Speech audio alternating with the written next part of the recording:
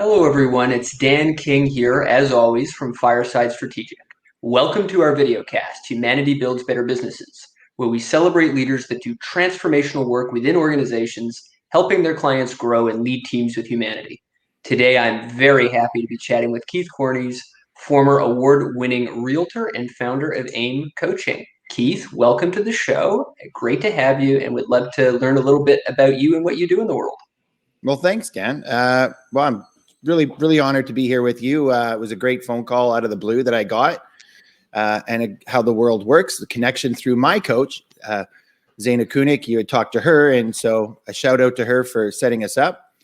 A little bit about me is I was lost, and then I was found, and when I got found, I got direction, and then through my own personal journey of counseling and self-help, and then also through 25 years of sales and owning businesses and running businesses and been an entrepreneur my whole life. Kind of saw the matrix one day and realized that we are all wanting to make a difference in people's lives, and some of us know it and some of us don't. And my journey is to spark that in everybody, to show them the common thread. And through that process, it's all boiled down to what I am as a solution-focused coach with a positive outcome frame. And I've been doing that for 11 years, pretty much around 20,000 hours, one-on-one, what I like to call practical research on human behavior and how, when we are connected to a purpose and more of a humanity outlook, how that really impacts people's lives and businesses, where, I can take I've doubled and tripled companies' profits, incomes, engaging their staff and their employees in a rewarding environment where they come in and thrive by tapping into the collective genius. That's kind of one of my things. Everyone has a genius, and I want everyone to see their genius.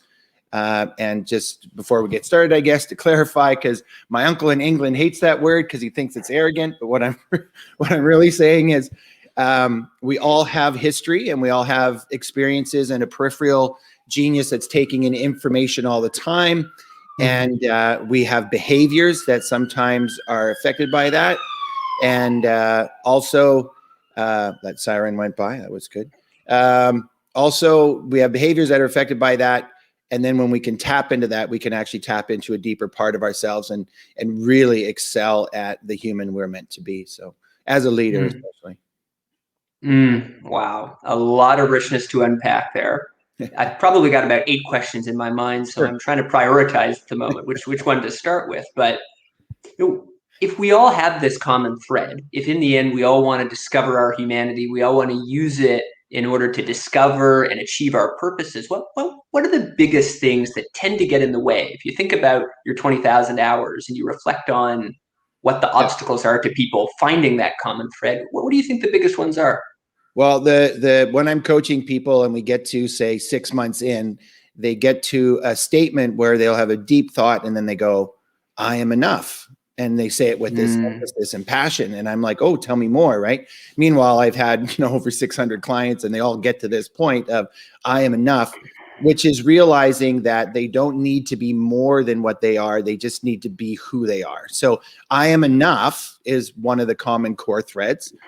Another common core thread is when I walk them through a process, which is the logical levels, which is done by, you can Google logical levels, you'll get 3 million hits. And the logical levels go to identity, and I take it one step further, which is purpose. And then I've taken it beyond the purpose, which is legacy. And then I get them to core values. So it's the lack of knowledge of your core values, the lack of connection with your core values. And then I teach them to be disciplined in that leads them to purpose. That's number 2. So lack of connection to core values.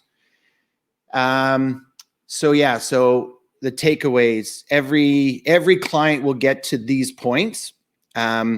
Then there's, and then the third thing, the obstacle that gets in the way is their thinking. Everyone thinks what they think to be true, but they never really unpacked what their thinking is. Like, how do I think? Like when I turned 19, I voted for PC government in Canada because my dad did, and I believed what he believed. And then when I took my first political science class in college and was arguing with the professor, I was I was adamant, but I had no knowledge like of what I was doing. So there's this programming. What I like to say is it's not you, it's your brain, how mental programming limits our success. It's actually my book. That's my book, and it's launching on May 7th. And what I'm saying is we are limited by our programming, and we all have lots of things in common, yet our lives have all these variables that make us different. So one of the common basics is a survival brain, and its job is to survive, and that's fear and, scarcity and all that stuff. And if you lead your team from fear and scarcity or ego, let's say, and then I'd like everyone to know that that's okay. So let's slow things down here a bit. Sorry. So we unpack that. The third one was what I just said there. If I can remember what that was, don't think what you think to be true. It's our thinking. Yeah. And then the fourth thing, I guess, that we all have in common, I've never done this before, so I've never boiled it down to four. So I'm just following my genius. I'm letting it speak. And this is what I teach my clients to do, is to listen to the deeper listening where your heart, mind is connected. Yeah. And so, right. So, yeah. So the fourth thing, I guess, that I was going to say was, if you're not connecting, you're protecting. Okay. So in a world where business is about connection and sales is about connection, and meanwhile you're protecting, but you don't know you're protecting, because remember, you think everything you know to be true. So there's this deep place of ego, and ego is not this bad thing. Ego is what we all have. And I describe it as the adult 54-year-old Keith protecting the 8-year-old Keith inside. And so when I'm talking to you, Dan, and you say something that triggers a mechanism in my thinking, then the ego comes out to protect me, and I don't get the result I want. So there you go. I guess those would be four things that are common for everybody. And I love coaching people through those processes. And the tools I developed are simple, and I simplify everything so they can see it. So I could give you a question that shows you how to, it's a complicated question. I always ask my clients, what's the positive intention of the negative behavior? Right. Yeah. And then they say, well, there is none. And I'm like, just think about it. And then they go, well, I guess it's, one guy was like, why don't you schedule your time? What's the positive intention of not scheduling your time? And he said, so I'm not blocked in. So I have some freedom to do the things I want to do. And I said, well, how's that working for you? Are you doing the things you want to do? And he's like, no. And I'm like, what if you planned everything, put the things you wanted to do in, and put the time in there, and left yourself this variable of adjustment? And he's like, wow, that changed everything in his business. He started to schedule, he started to do appointments, he started to block time. The next thing you know, he doubled his income in his business and hired more people and took off. So yeah, so those are the things I love to coach around. I love to help people change the way they see things and think, and show them how the brain processes that, so that they understand and optimize the use of their brain, because it's the tool that's running their whole life. Awesome. Yeah, I love the focus on the brain. We've always got it. Sometimes we don't love it. Sometimes it's throwing thoughts at us that are not our favorites, but it's always going to be there. So you better have a relationship to it. You better have a more conscious relationship to it. Otherwise, you're in some trouble. Yeah, I love that. Never really, whenever I get full body goosebumps, it means I'm in a truth. and you just spoke a truth. So I just could take a quick note, right? The relationship with our brain, which I've never really seen it that way. What I've talked about is our mental health, and that, right? I've talked about, like you and I are having a conversation, and our relationship right now has a mental health, and it can either be good or bad. My wife and I, our relationship has a mental health. I have my mental health. Companies have a mental health. Right. And so if we look at what's the mental health, it's a great litmus test. Like, what's the mental health of my company? And then the key to that is language is the diet for mental health, as food is the diet for physical health. Yeah. So. I love that. So yeah, healthy language, right? In order to build healthy bones, a healthy body. And I think in this moment, I really love some of the language you're using. We talk about mental health. Usually that's a phrase that often is in pathological context, right? But the reality is we all have mental health issues. There's no question about it. And particularly in this moment, I think it's interesting how trauma reflects on this story, right? So it's a huge, huge factor in organizational health, very, very rarely discussed. In this moment, I mean, if we can't see it, then when are we going to be able to see it? Well, what's beautiful is I love that you use the word trauma. So we'll come to that. And imagine as if, Dan, you're the CEO of a company and I'm a CEO of a company, and we stand up and we say, the mental health of our company isn't good. And we just use that language. We make the language of mental health something that's everywhere instead of something Yes. that is about Yes. me and it's my identity. And Yes. I were to say, okay, Yes. guys, what's the mental health of our company? How do we improve it? We're also teaching people how to take their inventory on their mental health and apply the same things that they would do at their company and their own life. Yes. Yes. That's what leadership's Yes. all about. Leadership's all about leaning into the stuff that nobody wants to lean into, creating a model of business to bring into your business so that you practice that. And then the employees naturally take that on because you've led the path and they're not, they're walking with you and absorbing. In some ways, it's analogous to a parent-child relationship, right? People are going to take their cues from you. When you are seen to be the provider of the paycheck, which incidentally is linked to survival, which you talked about at the beginning, Yeah, right? yeah. You are playing a huge role in how our nervous systems perceive survival when you lead a company. And so that is so massively important in this moment. If my survival is threatened, my mental health is going to be threatened too. Every leader that's listening out there should look at Dr. David Brock's work on the neuroscience Yes. of SCARF being in threat or reward, which is SCARF stands for status, certainty, autonomy, relational fairness. I use that in my book. You'll see that's the filter in which people see through the world. I coach people to change that filter from survival to a positive outcome. And if we talk about, so when we, okay, so great. So you said the company is the one that provides for the paycheck. So imagine this, right? Everyone can talk about the company. And if we talk about the third party, we're not talking about me. So in negotiations, you bring up a third thing. It's called systems thinking. And so, right, you've heard this. And here's how it works emotionally, right? So I had a client that was in here. He runs a mill. I think they do about 64 million and their payroll's 45. So they got 300 employees and he's got all these people fighting. And I said to him, it goes customer, company, income, paychecks. So when people are arguing, two guys were arguing about something that was so minute because their egos were involved. I said to him, what's the best thing for the customer? What's the best thing for the company? Yet if they don't have that ideology of that company having values and it's got an entity that's actually something really good, then they'll just be against it. So when they answer the question, go ahead. No, you go ahead. No interruption. When they answer that question, when he was like, oh my goodness, I said, yeah, it's like, again, like a parent and a child. You don't discipline the child, you discipline the behavior. The behavior is the third thing. The behavior is the system.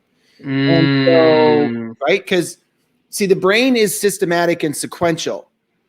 It has to put things in order of importance, and it loves a system to do it because it's a problem-solving machine that does algorithms.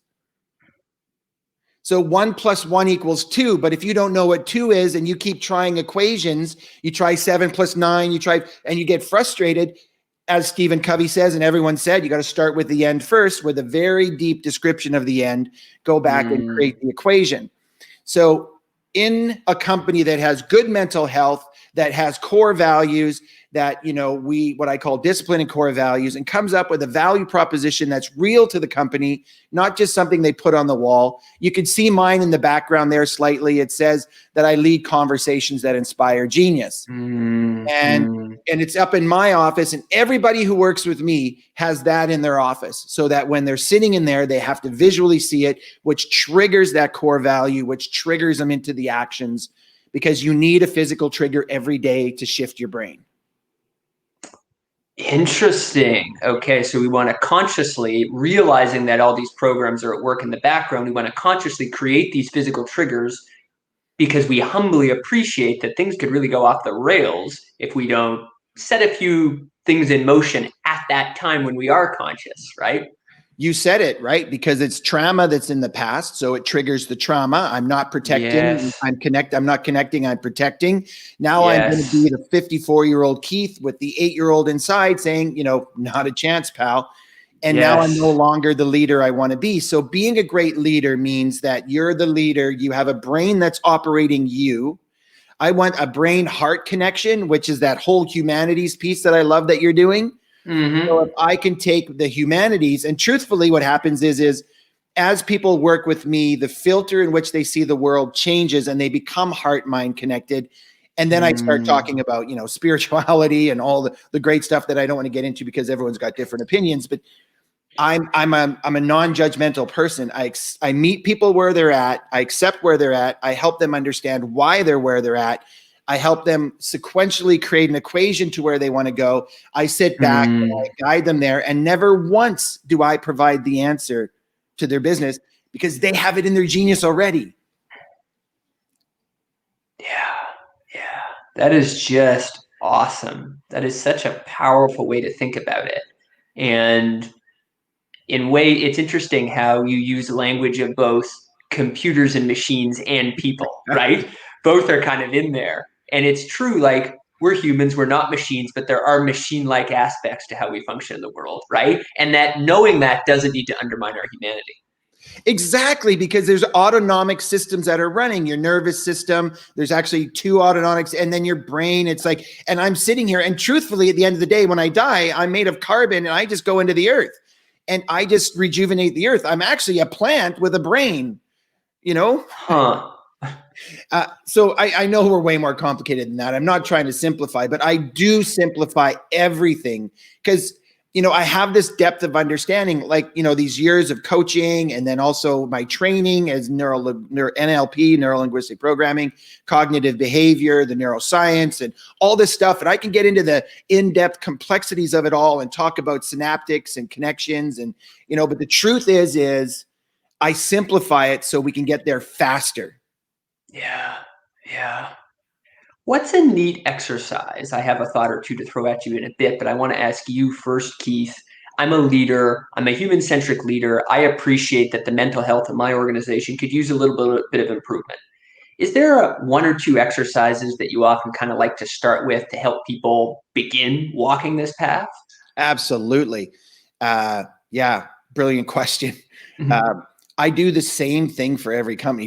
If you guys are thinking of hiring me out there, I'm doing it special for you though.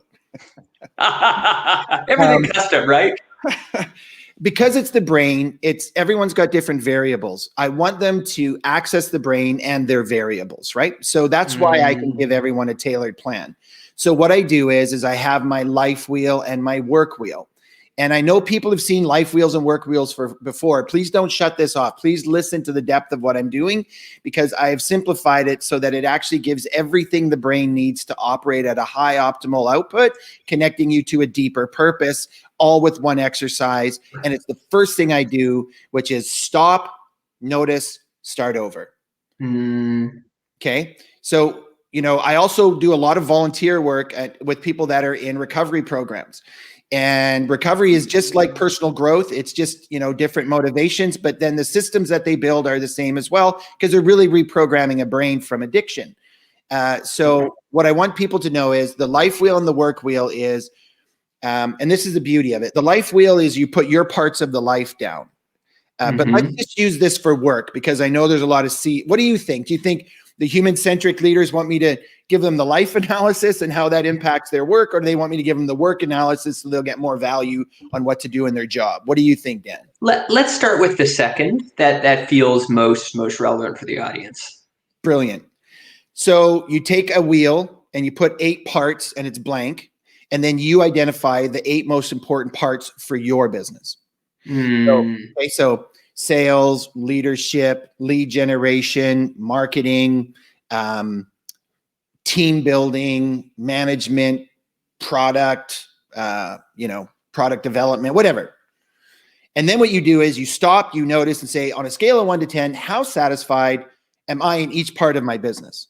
Mm. Because remember when you were taught in school, you need 2 variables to solve any equation. And if you don't give the brain any variables, it searches. And if you don't give the brain a problem to solve, it creates its own problems. Yeah. Yeah. Okay. Huh. Yeah. So now Yeah. you say my marketing is at a 4 and product development's at a 4.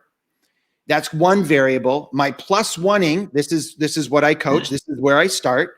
I'm at a 4. I want a plus 1 and I get to a 5. Now I have all 3 variables of the equation. Which the brain loves. And because it loves it, it can be calm. And because it's calm, it can be more focused. And when it's more focused, it can be more creative. And when you're more focused and creative, you can come up with your own solutions. And you can run this through your team as well, tapping into the collective genius.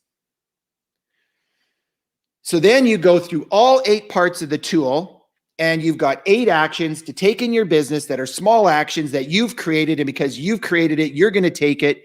And then, Dan, that's the plus oneing. And if you did that every week, that's going to lead you to a 10 out of 10 in all parts of those business. Which you'll never get to, because human beings will never be at a 10, because the survival brain will let you get to an 8 or a 9 because it says, but watch out, the cliff is going to come in on you. So you can never get to the 10, not because of I never give a 10 because that's unachievable. I'm looking at mastery. Your brain doesn't allow it. Because if I was at a 10, I'd be like, oh, everything's great. Look, here's a guy with a gun coming in my office. Come on in.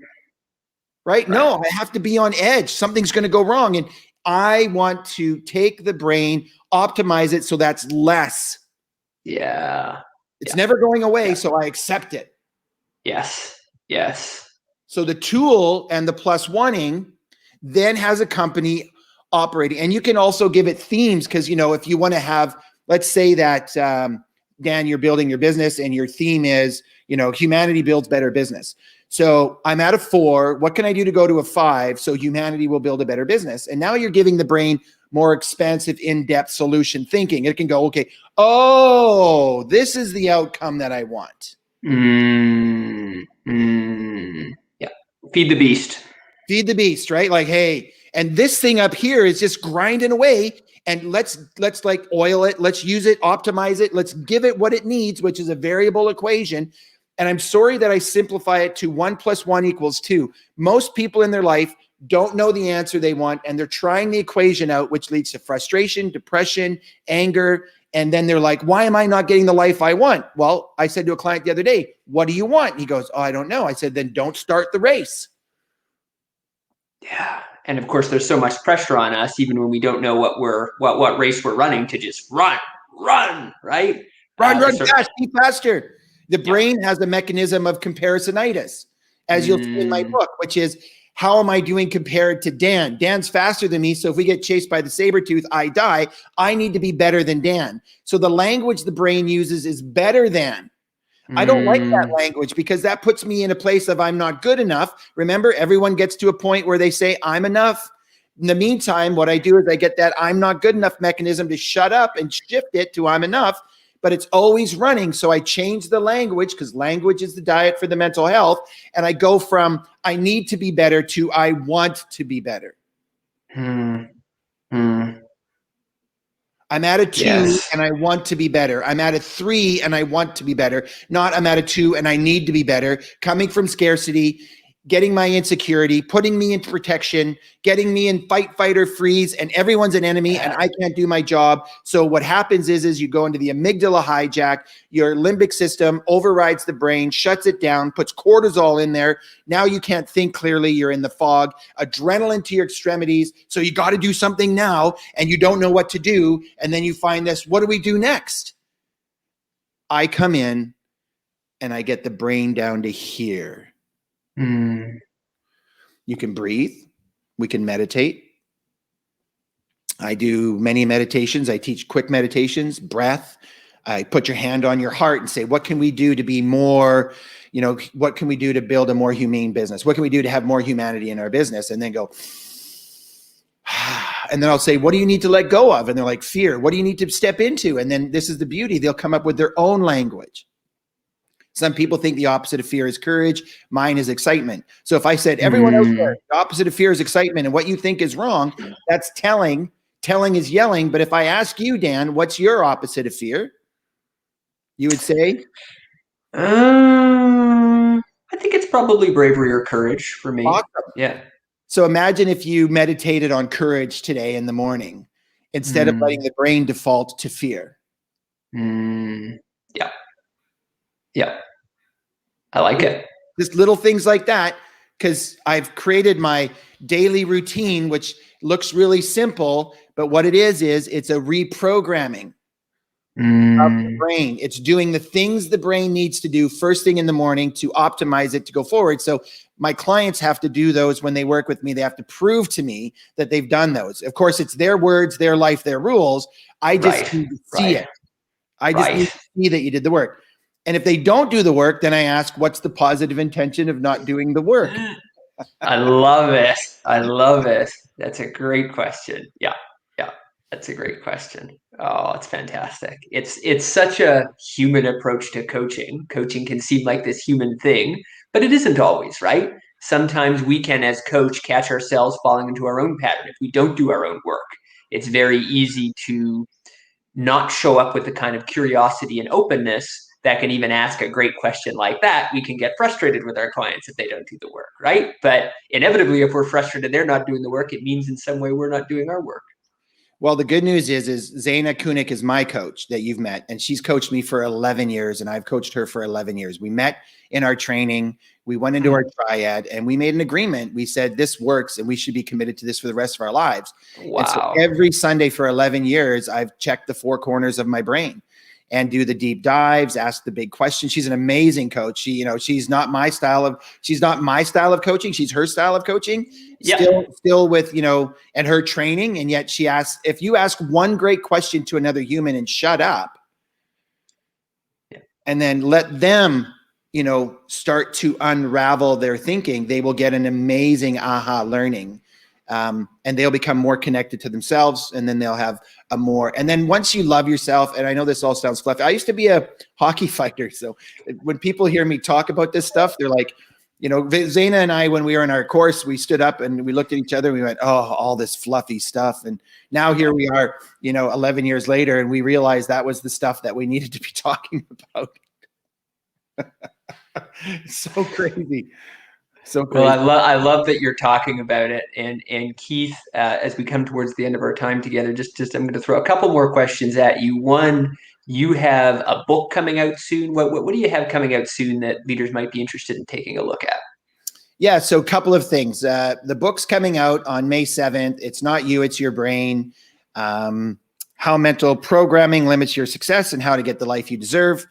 They'll be able to get that on Amazon right away. That'll be, and if they want, what they can do is they can either visit me at my aimcoaching.com, aimcoachingprograms.com, check out my website, Keith Cornies, send me a message if you're interested, and I'll make sure our team gets it to you. So that's coming out. And also what's going to be coming out with that is an online training program called Purpose Driven Life. It's going to be the Purpose Driven Life Masterclass. And I'm going to go through all the techniques that I'm using in coaching and why they work and how they work. So it's going to be this kind of intense place of short videos that give you information like you and I are talking about now, as simple and clean. And then the tools that I use that optimize that part of the brain. So, and it goes with the book, because the books, I have this facts to results process and how the dominoes fall till we get to our results in our life. And each part I coach to and talk about and put a tool in place, what I call the 7 magic pills. You know how everyone wants the magic pill, right? So it's a little bit of a sarcastic play on what the world's doing today. But yeah, so those things are coming out. And they're going to be great programs. I'm really excited about them because, as I've gotten to where I am now, 11 years later, and writing my book, I really deeply understand on a very clear way what work I'm doing and why it works. So that's what's going on. Awesome. Awesome. So, last question. We love to end on a very human note. We've talked about some big subjects: how the brain works, how the brain sabotages us, how we end up in survival mode all the time. Want to end on this lighter note of asking, what do you do for fun when you're not doing this important work in the world? How do you relax? I create experiences of joy. So what I learned was, when life is good, like right now, you and I are here, and this is a moment of joy for me because it's a high, right? when it's not a high and it's just regular life, right? So how do I find peace in the regular life? So I do a lot of yoga. I play hockey. Right now with COVID, that's been shut down. Right. And I create a lot of experiences with joy. So when my daughter graduated, we went to Europe for a dream vacation of her choice for 30 days. And then when my son graduated, before he went to university, he got a dream of a vacation of 30 days. So we travel Europe. My wife and I do a lot of traveling. We love, experiencing different parts of the world. And for fun, I ride my bike. And to be honest with you, I'm a serious guy, Dan. So this is fun for me. So I do a lot of this stuff. I had fun too. Real pleasure to have you, Keith.